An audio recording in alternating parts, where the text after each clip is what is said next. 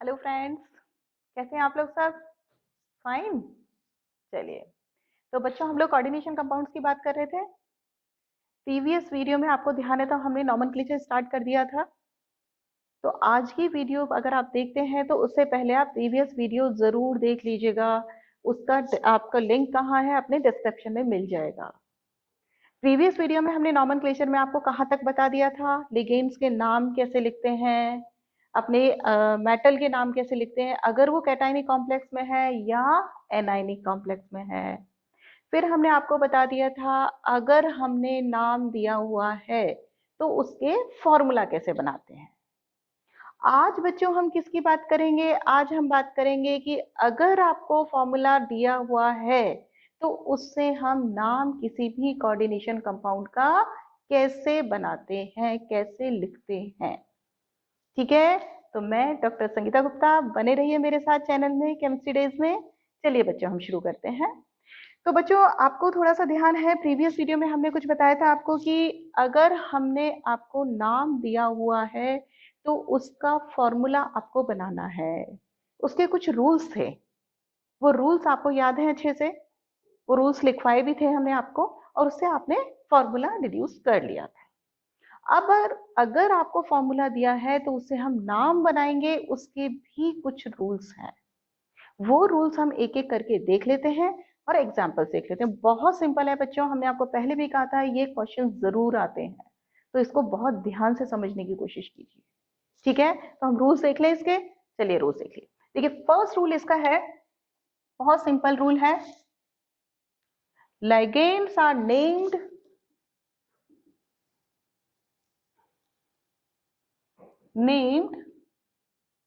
in alphabetical order.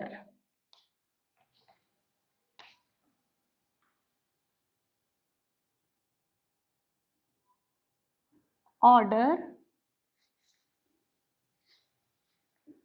before the name of central metal atom or ion. अब ये बात तो हमने पहले भी बताई थी कि लिगेंड्स हमारे पास अगर एक से ज्यादा हैं तो कैसे लिखेंगे हम? अल्फाबेटिकल ऑर्डर में लिखेंगे। ये हम पहले भी बात कर चुके थे, लेकिन यहाँ पे क्या है बच्चों, जस्ट अपोजिट है। जब हमने नाम लिखा था तो सेंट्रल मैटर एटम नाम से जब हमने फॉर्मूला बनाया था तब हमने क्या कहा था? पहले सेंट्रल मैटर एटम पहले लिखते हैं और बाद में लिगेंड्स लिखते हैं।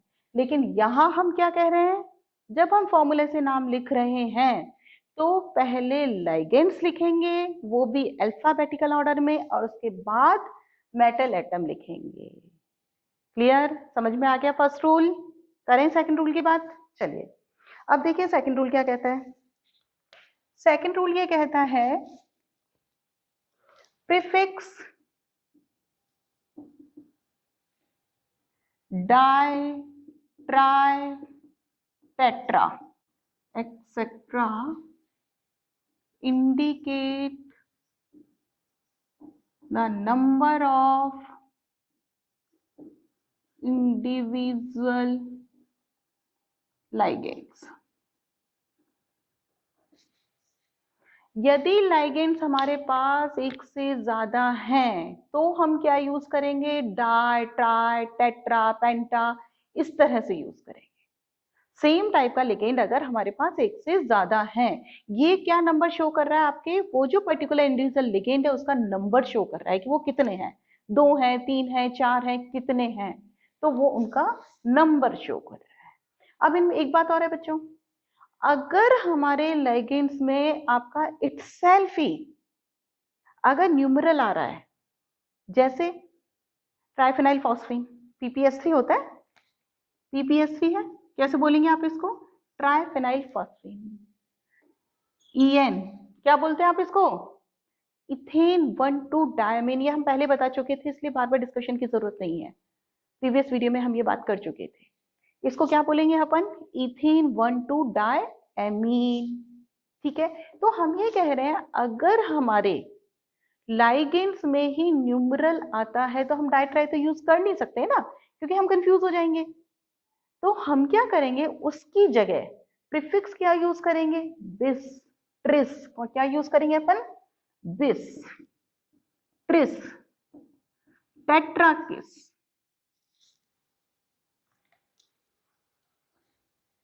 टेट्राकिस।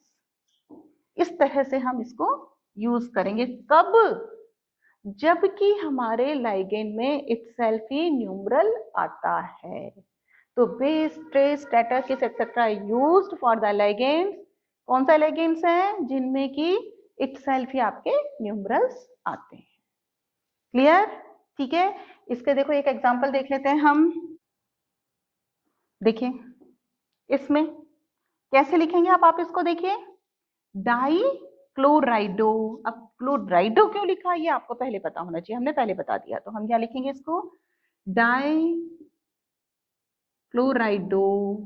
ये क्या है, क्या है, ट्राइफेनाइल फास्फीन। तो हम क्या लिखेंगे, दिस, क्या लिखेंगे, ट्राइफेनाइल फॉस्फीन। क्या है ये, निकेल। और इसका ऑक्सीडेशन स्टेट। तो ये इसका क्या हुआ, नाम हो गया। सबके समझ आ गया, दोनों रूल समझ में आ गए। सबसे फर्स्ट रूल, हम सबसे पहले आपका अल्फाबेटिकल ऑर्डर में क्या लिखेंगे, हम आपके ये लाइगेंड्स लिखेंगे। ठीक है, अब लाइगेंड्स में हमने आपको बताया ना कि लाइगेंड्स में हमने क्या लिखा, क्लोराइडो पहले लिखा, ट्राइफेनाइल फॉस्फेन बाद में लिखा। क्यों लिखा ये, क्योंकि यहाँ पे क्या हो रहा है, ये अल्फाबेटिकल ऑर्डर में बाद में आ रहा है। ठीक है, तो हम पहले ये लिखेंगे, फिर उसके बाद ऐसे लिखेंगे, फिर निकल लिखेंगे, फिर मेटल का एटम लिखेंगे। यहाँ हमने क्या बोला, डाई ट्राई यूज करते हैं, यहाँ पे हमने डाई यूज लगाया यहाँ, लेकिन यहाँ हमने बिस बताया। क्यों बताया, क्योंकि यहाँ पर आपके ऑलरेडी न्यूमरल्स आ रहे हैं। दोनों दोनों रूल्स क्लियर हैं। नेक्स्ट रूल की बात करें, थर्ड रूल बताते हैं। इसको हम रब कर दें फर्स्ट रूल को। चलिए थर्ड रूल देखते हैं हम आपका। देखिए थर्ड रूल क्या है, ऑक्सीडेशन स्टेट, ऑक्सीडेशन स्टेट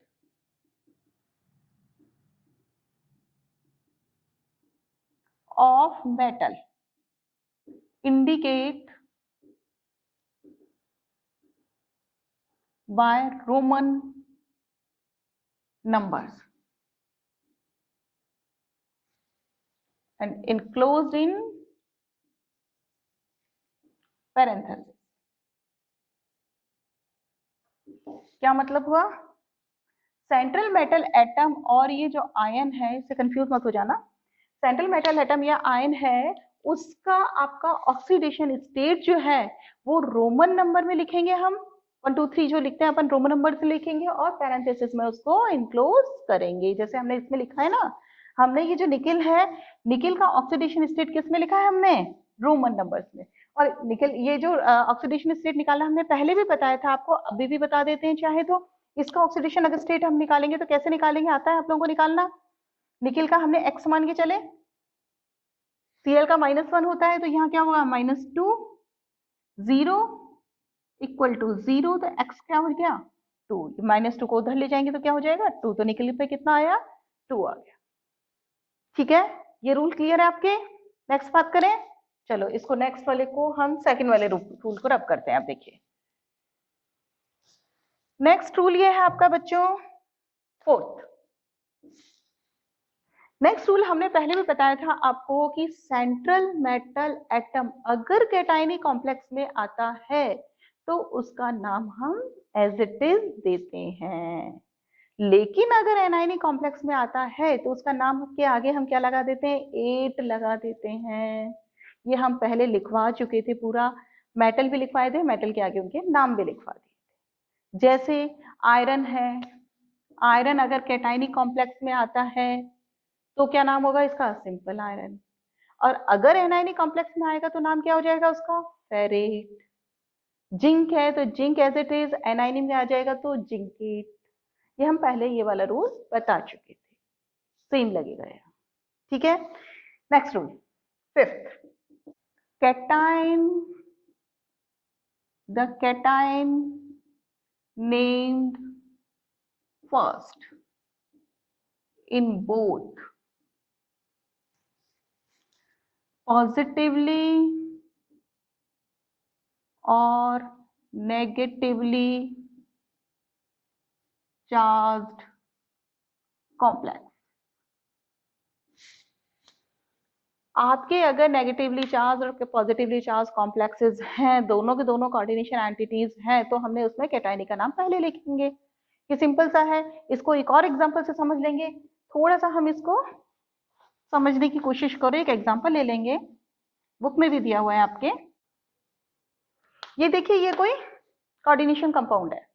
अब इसमें हम किसको कैटायनिक कॉम्प्लेक्स माने, किसको एनायनिक कॉम्प्लेक्स माने, क्योंकि जो भी कैटायनिक कॉम्प्लेक्स मानेंगे उसका नेम पहले लिखना पड़ेगा और उस जो एनायनिक कॉम्प्लेक्स उसका नाम बाद में लिखना पड़ेगा। तो हम किसको माने, इसके लिए हमें क्या देखना पड़ेगा, थोड़ा सा देखना पड़ेगा। कैसे, ये एमीन है, एमीन पे कौन सा चार्ज होता है, 0, न्यूट्रल होता है। यहाँ क्या है, साइनाइड है, साइनाइड पे कौन सा चार्ज होता है, माइनस। जब माइनस है तो यहाँ पे ये क्या हो गई, पूरी पूरी नेगेटिव एंटिटी हो गई, और ये कौन सी हो गई, न्यूट्रल एंटिटी हो गई। तो इसके कंपैरिजन में ये क्या हुआ, कैटायनिक कॉम्प्लेक्स है, और ये कौन सा हुआ, एनायनिक कॉम्प्लेक्स है। ठीक है, अब हमने क्या कहा, कैटायनिक, कैटायन नेम्ड फर्स्ट। तो देखिए, cation named first in both the positively and negatively charge complexes. यहाँ पे हम इसका कैटायन, ये कैटायन हुआ और ये एनाइन हो गया, तो इसका नाम हम पहले लिखेंगे और इसका नाम हम बाद में लिखेंगे। ठीक है, उससे पहले हम क्या कर लेंगे, इनका ऑक्सीडेशन स्टेट और निकाल लेते हैं। कैसे निकालेंगे, देखिए ऑक्सीडेशन स्टेट, इसका हम माने x, ये 0, इसका भी हमें x मानना पड़ेगा, और ये क्या होगा, -1 माइनस, और इसको 2 से मल्टीप्लाई करेंगे तो -2 इक्वल टू 0। तो 2x इक्वल टू 2, तो x इक्वल टू क्या आ जाएगा, 1, यानी कि इस सिल्वर पे भी 1 है और इस पे भी 1 चार्ज है। क्लियर, ठीक है। अब हम क्या करेंगे, इसका नाम दे देंगे। नाम तो बहुत ही सिंपल है। कैसे सिंपल है, देखो ये क्या हुआ, कैसे लिखेंगे, पहले आप लाइगेंड के लिखेंगे, तो डायमीन, फिर इसको क्या लिखेंगे, सिल्वर, क्योंकि कैटाइन में एज इट इज लिखते हैं, तो सिल्वर। कोऑर्डिनेशन नंबर, ओ सॉरी, ऑक्सीडेशन स्टेट 1, इसमें लिखेंगे डायसाइनाइडो, तो हम लिखेंगे साइनाइडो। इस सिल्वर को लेकिन क्या लिखेंगे, सिल्वर नहीं लिखेंगे, क्या लिखेंगे हम इसको, अर्जेंटेट, क्योंकि ये नेगेटिव एनायनिक कॉम्प्लेक्स में है, तो हम लिखेंगे अर्जेंटेट, ऑक्सीडेशन स्टेट 1, तो ये इसका नाम हो जाएगा। सिंपल है बच्चों, कुछ भी ऐसा नहीं है। हम थोड़े से रूल्स ध्यान रखें, कुछ एग्जांपल्स हम करते जाएं। एग्जांपल्स करेंगे, जितने एग्जांपल आप करेंगे ना, उतने ही अच्छे से ये चीजें क्लियर होंगी। और कुछ हम एग्जांपल, रूल्स तो खत्म हो गए हैं, कुछ एग्जांपल्स और कर करके बता देते हैं आपको, तो और अच्छे से क्लियर हो जाएगा। ये रब कर दें आपका, और हम कुछ एग्जांपल्स ले लेते हैं। ये देखिए, रब कर देते हैं, तो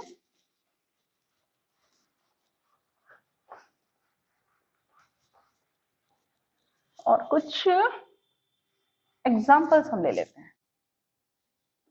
देखिए, 2 एग्जांपल्स ले लिए, आपके एनसीईआरटी की बुक से ही है ये दोनों। अब इसको लिखने की कोशिश करें अपन। देखिए, फर्स्ट, सबसे पहले हमें क्या निकालना होता है, ऑक्सीडेशन स्टेट मेटल की। आप निकाल लीजिए, सबसे पहले काम वही करिए, तो यही निकाल लें अपन। क्या निकालें, इसकी एक्स माने इसको, ठीक है, एमीन की 0, वाटर की 0, सीएल पे क्या हो गया, -3, -1 होगा ना, 3 से मल्टीप्लाई करेंगे 0, तो एक्स कितना आ गया आपके पास, 3 प्लस का 3।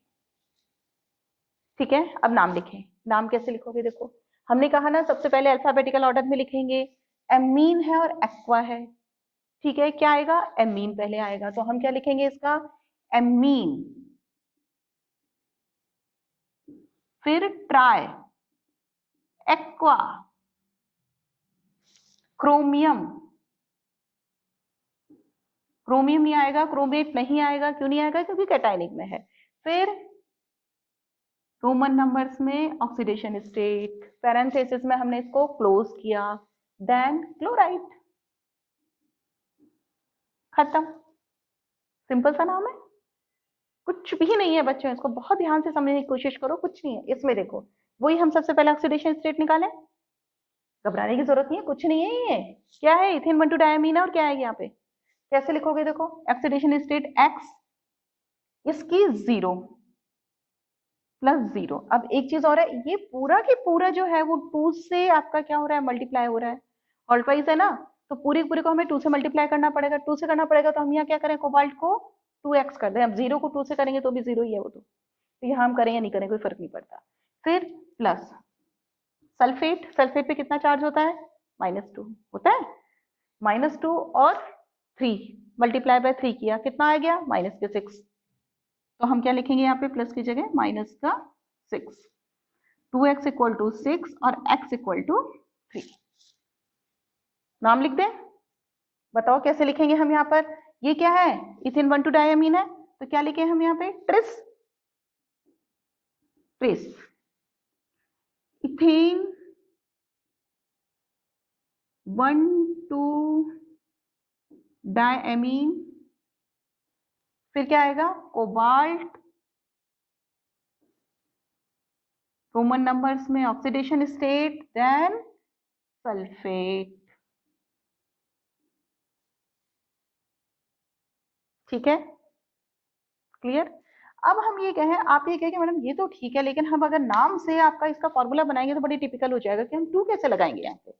बच्चा सिंपल है, कैसे सिंपल है, हम लिखने की कोशिश करें। ट्रिस डायथिल इथेन 1,2 डायमीन, ये तो लिख दोगे आप। सबसे पहले हमने क्या किया, मेटल एटम का नाम लिखा, तो मेटल एटम के नाम में हमने कोबाल्ट लिख दिया। फिर ट्रिस इथेन 1,2 डायमीन, तो हमने यहाँ भी ये कर दिया। क्लियर। अभी हमने ये नहीं किया है क्योंकि हमें पता ही नहीं है कि 2 से मल्टीप्लाई करना है इसको, ये भी अभी छोड़ दिया। देन सल्फेट लिख दिया, अब ये भी हमें नहीं पता, तो हम देखो यहाँ लिखने की कोशिश करें इसको। कोबाल्ट लिख दिया हमें, इथेन को ऐसे लिख दूं, ये भी हो गया, और SO4 ये तक तो लिख दिया। अब यहाँ डबल और यहाँ ये ट्राई कैसे आया, हमें समझ ही नहीं आ रहा। कैसे नहीं आ रहा, हमने बेटा ऑक्सीडेशन स्टेट दे रखी है, आप क्या दे रखी है, 3 दे रखी है। जब इसकी ऑक्सीडेशन स्टेट 3 दे रखी है, तो यहाँ क्या है, -2 है, इस पे क्या आ रही है, 3 आ रही है, तो दोनों बैलेंस तो नहीं हो रहे। बैलेंस होना चाहिए, न्यूट्रल तो आना चाहिए ना भाई। इसमें मैं कह रही हूँ 3 आ रही है, यहाँ पे आती है -2 चार्ज, तो बैलेंस तो नहीं हो रहा है। बैलेंस करने के लिए मुझे क्या करना पड़ेगा, ये तो 0 है, तो बैलेंस करने के लिए मुझे, अगर मैं यहाँ 2 करती हूँ, तो यहाँ 3 मल्टीप्लाई बाय 2 कितना हो गया, प्लस के 6। अब 6 हो गया तो यहाँ तो -2 ही है ना। जब -2 है तो यहाँ पे भी तो -6 करना पड़ेगा मुझे। जब -6 करना पड़ेगा तो ये मुझे क्या करना पड़ेगा, 3 से मल्टीप्लाई। 3 से मैंने मल्टीप्लाई कर दिया, तो ये -2 और ये मल्टीप्लाई बाय 3 कितना हो गया, 6। और यहाँ क्या हो गया, 3 मल्टीप्लाई बाय 2 क्या हो गया, 6। तो ये बेटा हमें करके देखना पड़ेगा, ऑक्सीडेशन स्टेट से पता चलेगा। इसीलिए हमने कहा ऑक्सीडेशन स्टेट बहुत इंपॉर्टेंट है, क्योंकि यहाँ ये जो है हम ये इसको लिखते नहीं है फॉर्मूले में, ये ऑक्सीडेशन स्टेट से निकल जाता है। हमने यहाँ नहीं लिखा ट्राई सल्फेट, ये नहीं लिखा है, ये ऑक्सीडेशन स्टेट से निकलता है। डाई आएगा, ट्राई आएगा, तो यहाँ फिर सिर्फ सल्फेट आएगा। क्लियर, आ रही है समझ में। जैसे इसमें भी हमने कहा यहाँ पे 3 कब आएगा, ये 0 है, ये 0 है, यहाँ 3 कब आएगा, जबकि यहाँ 3 होगा, तभी तो दोनों बैलेंस हो पाएंगे, तभी तो होंगे दोनों बैलेंस। ठीक है, तो ये हमें ऑक्सीडेशन स्टेट से पता चलेंगे। क्लियर।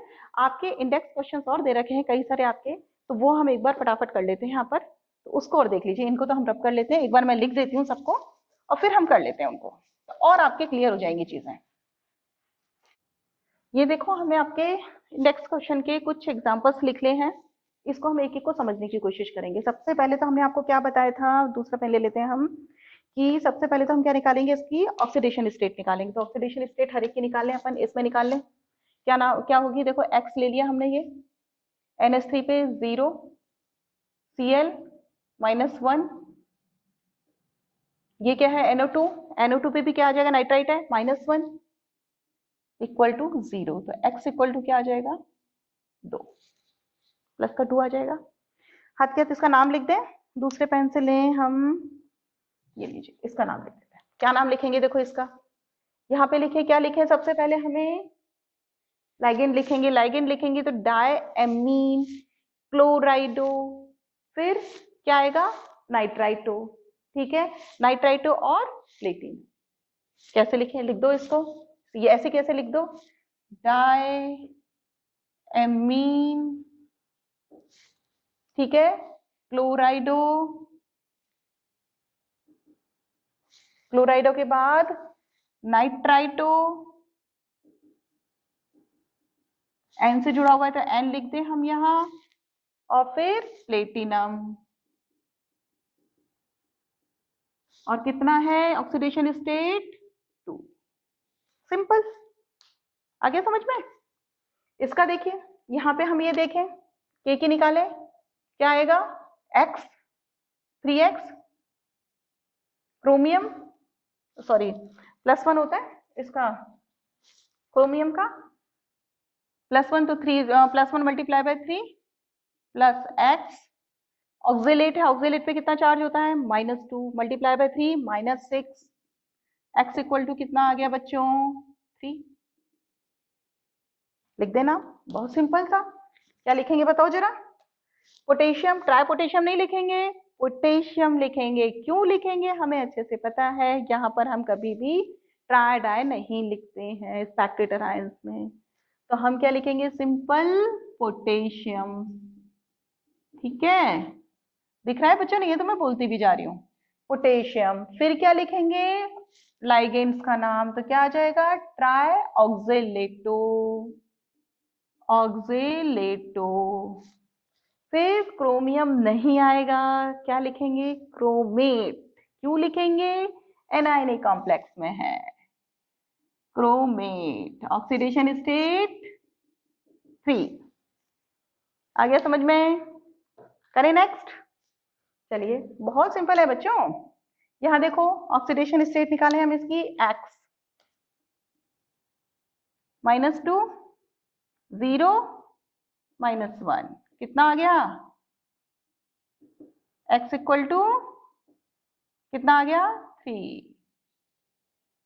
लिख देना, क्या आएगा देखो, इथेन क्या है ये बिस है, और यहाँ क्या है इथेन डाइटू एमिनर या क्लोराइडो, तो लिखें चलो डाई क्लोराइडो, क्या आएगा बिस। फिर ethane 1,2 diamine, then cobalt as it is आएगा, ऑक्सीडेशन स्टेट 3 क्लोराइड। आ गया ना, बिल्कुल सिंपल था।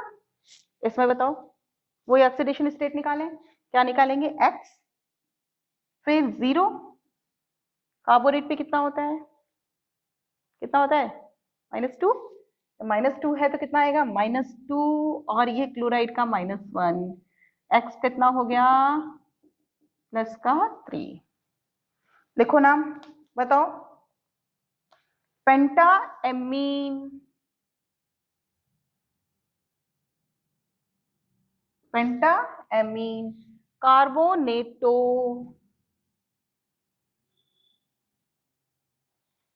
फिर कोबाल्ट,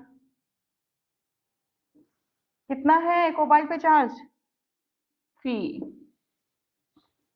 क्लोराइड, खत्म। इसका और देखो, मरकरी पर +2 चार्ज, तो यहाँ पे आ गया +2 प्लस x, और ये क्या आएगा -4, क्या है ये थायोसाइनेट, थायोसाइनेट पे कितना होता है -1 चार्ज, तो किस पे मल्टीप्लाई बाय 4, तो कितना आ गया -4, तो x इक्वल टू क्या आ जाएगा 2। लिख देना, लिखो क्या आएगा मरकरी, ठीक है। फिर टेट्रा, थायोसाइनेटो,